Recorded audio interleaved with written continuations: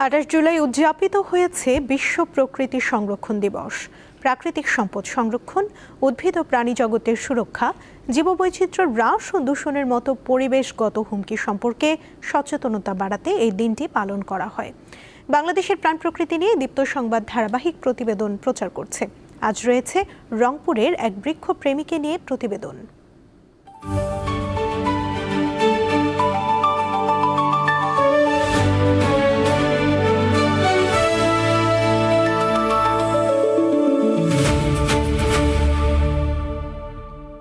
এক মুঠো ভাত নয়, এক মুঠো অক্সিজেন চাই স্লোগানে 20 বছর ধরে গাছের চারা রোপণ করছেন দিনমজুর বাদশা।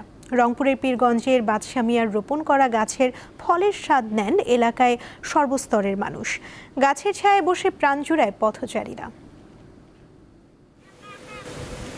এক মুঠো ভাত নয়, এক মুঠো অক্সিজেন চাই স্লোগানে 20 বছর ধরে বৃক্ষরোপণ করছেন দিনমজুর বাদশা মিয়া। আমরা আছি রংপুরের পীরগঞ্জের মিষ্টা গ্রামে। শুনতে চাই তার মুখ থেকেই তার এই বৃক্ষরোপণের গল্প। একটু শুনতে চাই যে কতদিন থেকে আপনি গাছ লাগান, শুরুটা কিভাবে হয়েছে? যখন চারার ব্যবসা করি তখন গ্রামগঞ্জে বহু গরিব দুঃখী পাওয়া যায়, পয়সা অভাবে নিবে পায় না। আমি তো এক গরিব, তা সত্ত্বেও আমি ওদের ঘরে বলি যে বাবা তোমাকে একটা গাছ আমি দেবো, আমাকে একটা তালা লাঠি দেওয়া লাগবে।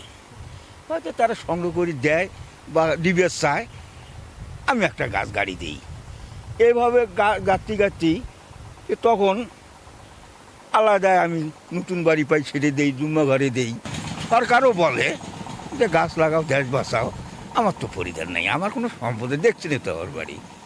আম গাছ, কাঁঠাল গাছ, যেটা আমার মনে চায় আমি ভেতরে ভেতরে বসা দিয়েছি। আমার এটা ধান্দা, আমার অন্য কোনো কথাই ভালো লাগে না। চারটে আমি গাছ গাড়ব, আমি শান্তি। গত 11 জুলাই ঢাকার আব্দুল করিম সাহিত্য বিষয়ক মিলনায়তনে দ্বিজেন শর্মা পরিবেশ পদক 2025-এর বৃক্ষশাখা সম্মাননা পেয়েছেন বাদশা। এ সম্পর্কে তার অনুভূতি জানতে চাই আমরা। এই যে একটা প্রাইজ পানো, টাকা পানো, আমি আনন্দ। এই বয়সে আমার খুব কষ্ট হলে আমি এখন খুশি। এ যাবতে আমার গাছ না হলে 30,000-এর কাছে গেছে। বয়সের ভারে বাদশা নুয়ে পড়লেও তার গাছগুলো এখন চিরযৌবনা। তার তেমন কোনো চাওয়া নেই, কিন্তু সরকার যদি তাকে পৃষ্ঠপোষকতা করে, তার হয়তো এই যে বৃক্ষরোপণের যে এক মুঠো ভাত নয়, এক মুঠো অক্সিজেন চাই যে স্লোগানের যে তার বৃক্ষরোপণের কর্মসূচি, সেই কর্মসূচি কিন্তু অব্যাহত থাকবে। তিনি কিন্তু এটাও জানিয়েছেন। ফেরদৌস জয়, দীপ্ত টেলিভিশন।